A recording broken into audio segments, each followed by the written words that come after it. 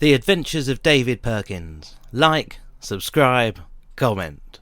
The Neolithic and Bronze Age are considered part of prehistory, the time before written records in Britain began.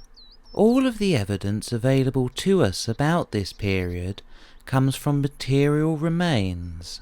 Often archaeologists find crafted items made from flint, stone and metal, but organic material such as wood, textiles and leather rarely survives.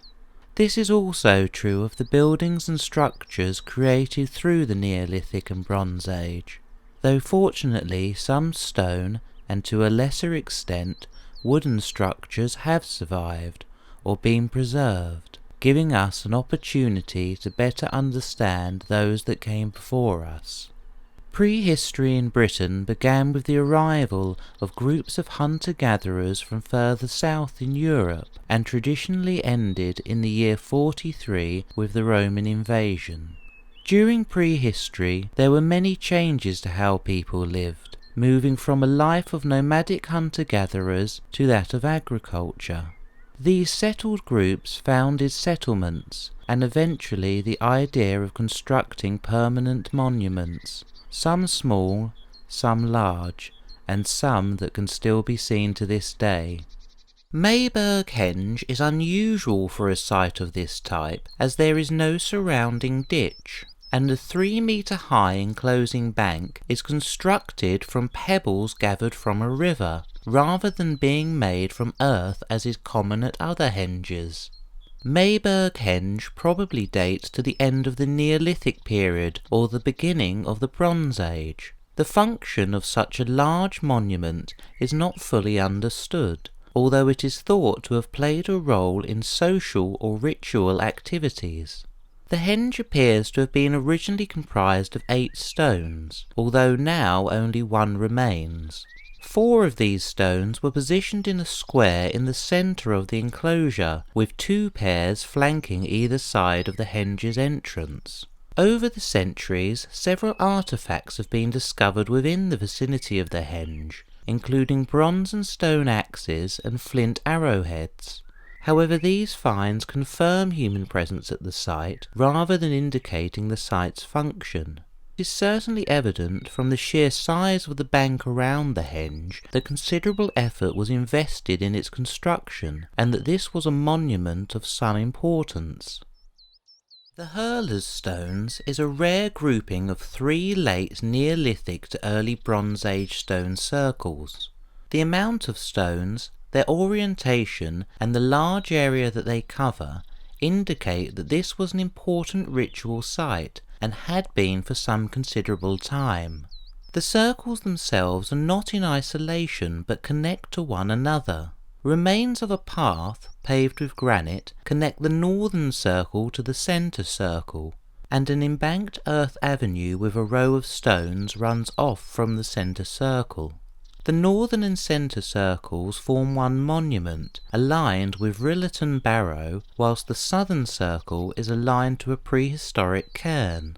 The differing dates of the stones, barrow and cairn indicate that this place was, for reasons now unknown, a site of particular ritual importance. The 9 Ladies stone circle and the King's stone, set some 40 metres to the southwest of the circle, date from the mid-Neolithic. Suggestions for the circle's use include a place for ceremony or burial, a territorial marker, and a perceived link between the earth and the sky and the living and the dead, or a meeting place for seasonal events. Such monuments may have had many functions, their uses and perceived significance shifting over time. Arbour Low and Gib Hill Barrow represent the cumulative result of episodes that took place from around 2,500 years BC, and although their precise dates and building sequences is far from complete, by comparing them with other sites from elsewhere in the United Kingdom, it is suggested that Gib Hill was constructed before Arbour Low. The earthworks at both sites are substantial and would have taken some considerable time to build. It is now assumed that the cooperative act of constructing such monuments was of as great social importance to their creators as the finished monuments themselves. Arbour Low's position in the landscape would have made it visible over a large distance. However, the view of whatever took place inside the henge would only have been visible to those standing along its banks. Within the central area are the ruined and fallen remains of more than 50 limestone slabs. Originally, these slabs would have been set upright and placed to form a circle. At the centre of the circle are the remains of a group of stones known as the Cove. Although now fallen, the cove would once have formed an upright rectangular box about 3 to 4 metres wide.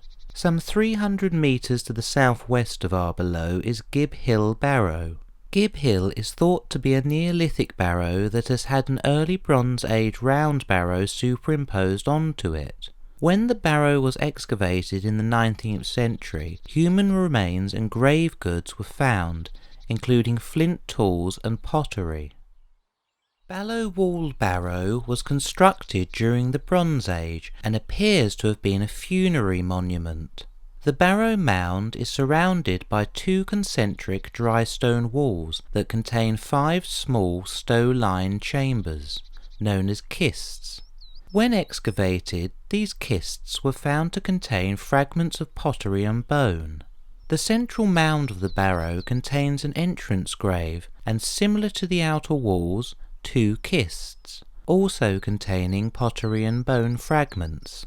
Ballowall Barrow's position on high ground next to the coast would have made it visible from afar, giving it commanding views of land once inhabited by those interned within. Standing stones are rare in England, but where they are to be found is often near sites of human activity. Those standing stones that have been excavated have often uncovered evidence of cremation beneath, suggesting that the stones may have had a ritual use. Their location to settlements also suggests that they may have functioned as markers for routeways, territories, or perhaps meeting points. Tregiffian burial chamber is a type of chambered tomb known as an entrance grave. Entrance graves are funerary and ritual monuments dating from the latter Neolithic to the middle of the Bronze Age. Such tombs typically comprise of a rectangular chamber constructed from slabs set edge to edge that were then covered with earth and stone to form a circular mound. Of the few entrance graves that have been excavated, cremated human bone and funerary urns have been discovered. However, it is by no means certain that these entrance graves were solely or even primarily burial places. It is possible that they may have also been used as shrines or for religious rituals.